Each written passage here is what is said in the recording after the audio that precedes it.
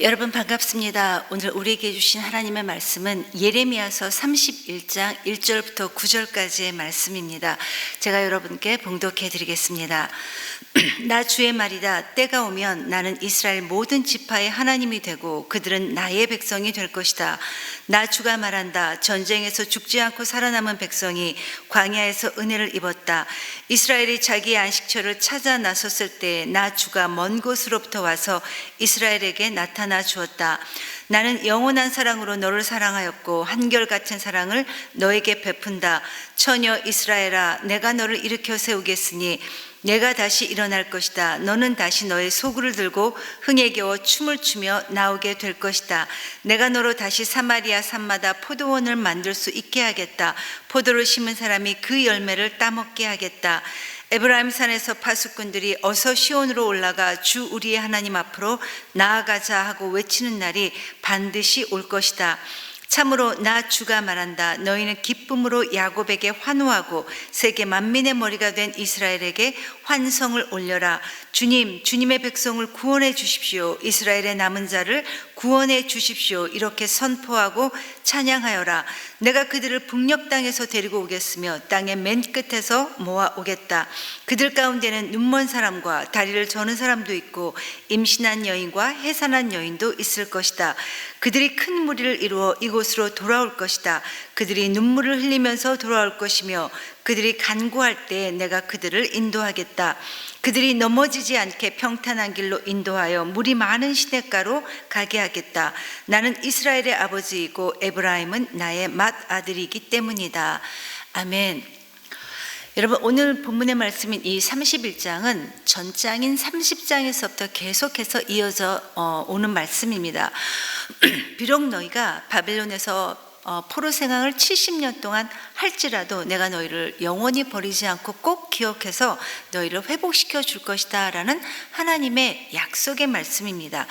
여러분, 우리 하나님께서는 자신의 택한 이 백성들이 죄악 가운데서 여전히 살고 있는 것을 가만히 두고 계시지 않으십니다.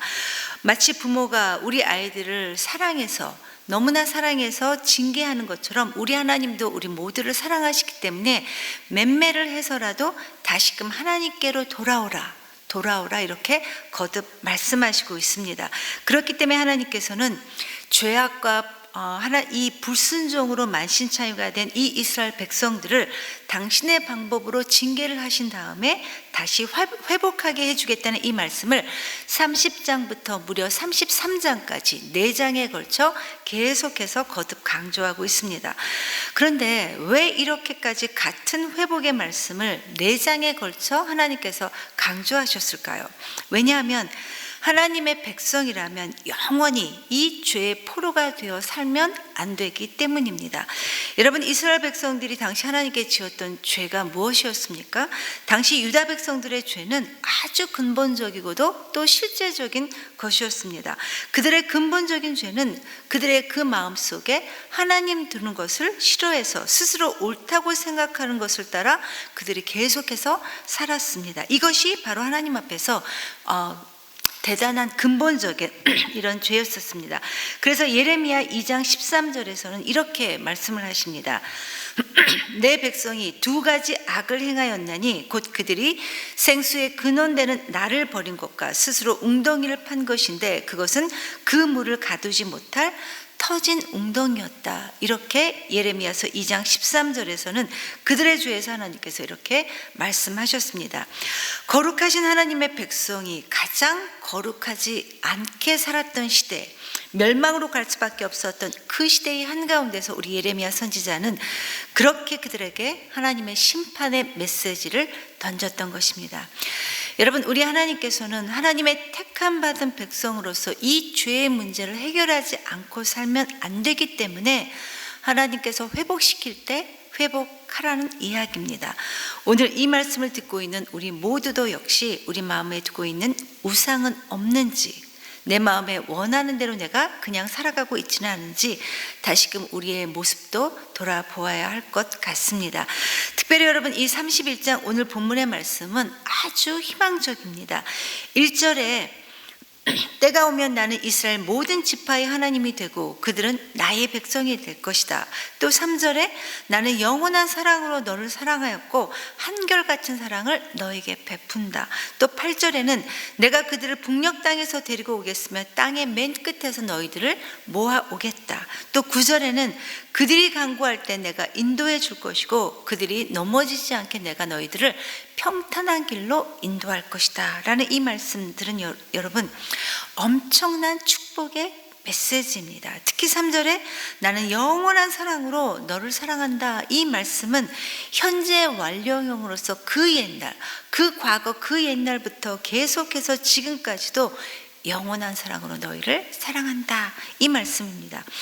출애굽한 그 이후부터 계속해서 하나님을 불순종하고 하나님께 배신하고 하나님을 잊고 살았던 그들을 향해 그래도 내가 태초부터 너를 지명하여 불렸고 너를 태초부터 영원한 사랑으로 사랑했다라고 하시면서 마치 우리 모두에게 사랑 고백을 하시고 있는 것 같습니다.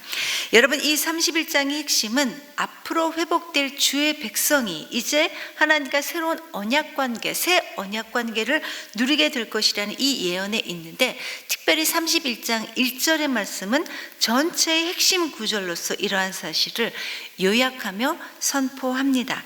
나 주의 말이다. 때가 오면 나는 이스라엘 모든 지파의 하나님이 되고 그들은 나의 백성이 될 것이다.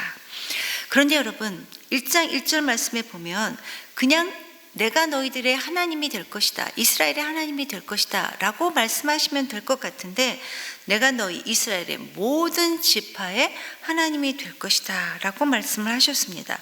여러분, 왜 하나님께서 이스라엘 모든 지파라는 이 표현으로 말씀하셨을까요?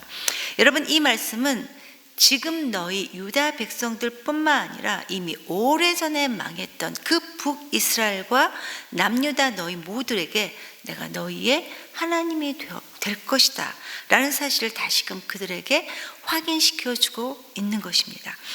과거 이스라엘과 하나님의 사이가 어떠했든지 간에 상관없이 다시 새로운 언약, 새 언약 관계가 세워진다는 것을 지금 그들에게 다시 한번 선언해 주시고 있는 겁니다. 그래서 여기에서 때가 되면 이라는 이 말씀은 이스라엘 백성들이 바벨론으로부터 귀환하는 그때를 말하는 것이고, 이스라엘 모든 지파는 이스라엘 전체 12지파 전체를 가리키는 표현인 것입니다. 여러분, 북이스라엘은 이미 오래전에 멸망했습니다. 예레미야 선지자가 지금 이 북이스라엘의 회복에 대한 이 말씀을 전할 때는 북이스라엘이 아수르라는 대제국에 의해 멸망한 지 이미 120년 전이나 되었던 그런 오래 전이었었습니다. 그리고 이 북이스라엘은 망했을 뿐만 아니라 아수르라는 제국이 펼쳤던 혼합 정책, 혼혈 정책 때문에 그 민족적인 정체성마저 이 북이스라엘은 잃어버린 지 오래였던 것입니다. 그런데 이런 북이스라엘을 하나님께서 내가 그들을 회복시켜 주실 것이다 라고 다시금 말씀해 주셨다라는 것입니다. 그런데 여러분, 우리가 여기서 생각해 봐야 될 것은 지금 하나님께서는 남유다의 멸망을 눈앞에 두고 있는 이 상황에서 갑자기 오래전에 멸망한 이 북이스라엘을 회복시켜 주시겠다는 이 말씀을 왜 갑자기 하나님께서 뜬금없이 말씀하셨을까요? 여러분, 여기에는 이유가 있습니다. 하나님께서는 반드시 당신의 택한 백성을 회복시키신다는 사실을 그들로 하여금, 그리고 이 말씀을 읽고 있는 우리들로 하여금 깨닫게 하기 위해 그 말씀을 하셨던 것입니다. 120년이나 지난 이 북이스라엘도 내 자녀이기 때문에 내가 회복시킬 건데, 너희도 지금은 비록 멸망받아 심판받아 멸망당하겠지만 그러나 70년이 지나면 반드시 돌아오게 될 것이다 라는 이 사실을 그들로 하여금 다시 한번 깨닫게 하기 위함이었던 것입니다. 여러분, 우리 하나님은 당신의 택한 백성들을 결코 잊지 않으시는 분이 바로 우리 하나님 아버지십니다. 비록 그들의 죄가 하나님을 분노케 하기는 했지만 하나님께서는 단 한 번도 이들을 사랑하기를 멈추신 적이 없었고 또 앞으로도 당연히 없을 것이라는 이야기입니다. 그렇기 때문에 하나님의 징계도 우리를 향한 사랑이고 하나님의 분노하심도 우리를 향하신 하나님의 사랑인 것입니다. 이 하나님의 사랑은 결코 변함이 없다라는 거예요. 그렇기 때문에 우리는 오늘도 이 세상을 회복시키는 하나님의 손길을 느끼면서 우리도 역시 날마다 회복되어져야 할 것입니다. 그러면 어떻게 그들이 회복될 수 있을까요?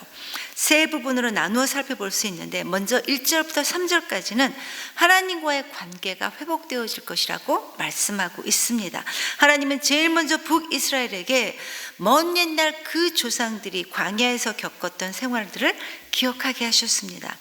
애굽에서 나온 이 이스라엘 백성들이 광야에서 40년 동안을 어떻게 그들을 먹이시고 어떻게 그들을 돌봐주셨는지를 그들로 하여금 기억하게 하셨습니다. 그런데 이렇게 좋았던 하나님과의 관계가 그들의 불신과 불순종으로 무너지기 시작했고, 결국 그들은 멸망당하고야 말았습니다.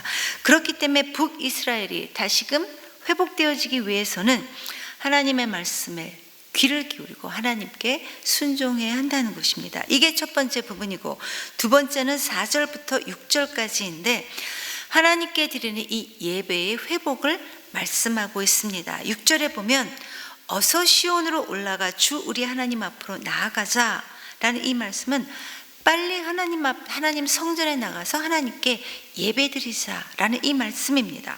그들이 이렇게 하나님께 드리는 이 예배가 회복될 때 4절 말씀처럼 흥에 겨워 춤을 추는 기쁨이 있을 것이고, 5절 말씀처럼 평화롭게 땅을 경작하면서 그들에게 행복한 삶이 주어지게 될 것이라는 이야기입니다. 여러분, 이 이스라엘 백성들은 이스라엘이라는 이 나라가 둘로 쪼개진 이후 북이스라엘은 한 번도 예루살렘 성전에 올라가지 못했습니다. 그런데 그날이 되면 이런 모든 문제가 다 해결이 될 거라는 것입니다. 그런데 그렇게 되기 위해서는 너희들이 처음 믿었던 그 첫 마음, 그 순결한 믿음을 회복해야 된다라고 말씀하십니다. 그래서 4절에 처녀 이스라엘아, 이렇게 하나님께서 그들을 부르셨던 것입니다. 여러분, 너희가 가졌던 그 첫 마음, 그 순결한 믿음을 회복하라는 이 말씀은 오늘날 우리에게도 똑같이 적용되어지는 말씀입니다. 오늘날 기독교가 이렇게 무너져가는 것은 우리 역시 우리의 익숙함, 안이함, 우리의 이 편의함에 빠져 이 예배가 계속해서 회복되지 못하고 있기 때문입니다. 다시 말해서 하나님이 받으실 만한 그런 예배가 되지 못하기 때문에 우리가 타락하고 교회가 무너지고 우리 성도들의 신앙이 무너져 가고 있는 것입니다. 예배가 무너지면 다 무너지기 때문에 하나님께서는 이 예배를 반드시 회복시키실 것인데, 그런데 우리가 계속해서 이 하나님의 이 회복의 손길을 우리가 계속 거역한다면, 손길을 뿌리친다면 우리의 미래 역시 불보듯 뻔하다라는 거예요. 북이스라엘과 남유다가 그랬습니다. 그들은 이런 계속된 불순종으로 인해 망할 수밖에 없었지만, 그러나 이런 징계도, 하나님의 징계도 우리 모두를 향하신 하나님의 사랑이기에 이 사랑의 결과로 이스라엘의 예배가 회복되고 하나님께 찬양하는 이 모든 것이 회복될 것이라는 이야기입니다. 이게 바로 두 번째 부분입니다. 마지막으로 7절부터 9절까지는 우리의 죄를 회개할 때 그 관계가 회복되어질 것이다, 이렇게 말씀하고 있습니다. 한때는 하나님의 심판을 받아서 온 세상에 뿔뿔이 흩어졌던 그들의 남은 자들을 이제 하나님께서 불러 모아 주실 텐데, 그 행렬에 누가 있는가, 어떤 사람들이 돌아온다고 말씀하십니까?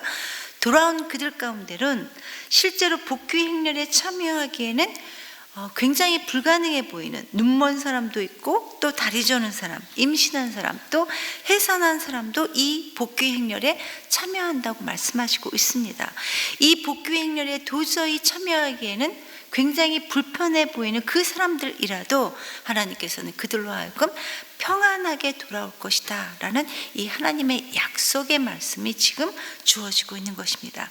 그리고 그들은 하나님께서 베풀어 주신 그 하나님의 깊은 사랑으로 인해 진실된 회개와 그리고 하나님으로 인한 벅찬 감격 때문에 울고 돌아오게 될 것이고, 또한 하나님께서는 이들을 평탄하게 인도해 주겠다, 이렇게 말씀하시고 있습니다. 왜냐하면 하나님은 이스라엘의 하나님 아버지이기 때문이고 에브라임 역시 하나님의 장자, 하나님의 자녀들이기 때문이라고 그렇게 말씀하시고 있습니다.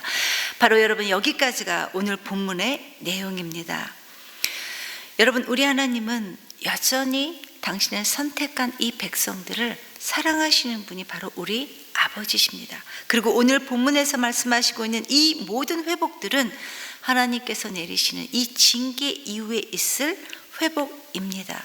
즉 우리의 진정한 회개와 돌이킴 없이는 결코 이루어질 수 없다라는 것입니다. 그래서 이 하나님의 새로운 나라는, 하나님의 새 언약 관계인 이 하나님의 나라는 이제 남은 자들의 나라인 것입니다.